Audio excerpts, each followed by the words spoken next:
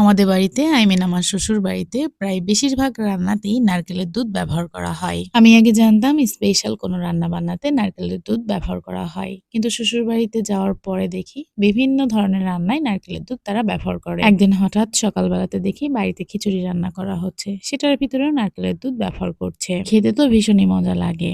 আর নারকেল ছাড়া চিংড়ি মাছ সেটা তো হবেই না রান্না। সে যাই হোক, আজকে দুপুরে আমি রান্না করেছিলাম গলদা চিংড়ি ভুনা, আর এই মাছগুলো বাগেরহাট থেকে আনা হয়েছিল। প্রথমেই মাছগুলোকে ভালোভাবে কেটে ধুয়ে তারপর লবণ হলুদ মাখিয়ে হালকা একটু ভেজে নিয়েছি। চিংড়ি মাছ কিন্তু খুব বেশি সময় ধরে ভাজতে হয় না।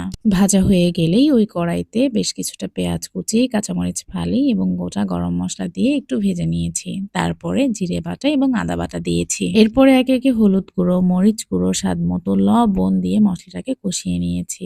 তারপরে চিংড়ি মাছ দিয়ে পরিমাণ মতো পানি দিয়ে ঢাকনা দিয়ে কিছু সময় রান্না করে নিয়েছি। এরপরে ঢাকনাটা উঠিয়ে গুঁড়ো দুধ এবং বেরেস্তা দিয়ে চুলার জালটা বন্ধ করে দিয়েছি। রান্নাটা খেতে কিন্তু ভীষণই মজা হয়েছিল।